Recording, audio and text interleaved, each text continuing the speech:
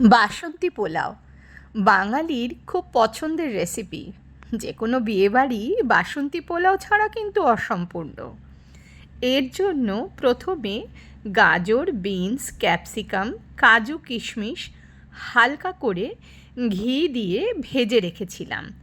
আর চাল ভালো করে ধুয়ে তার মধ্যে নুন, চিনি, আদা বাটা এবং কেসারিয়া হলুদ কালার ভালো করে মিক্স করে আধ ঘন্টা রেখে দিয়েছিলাম।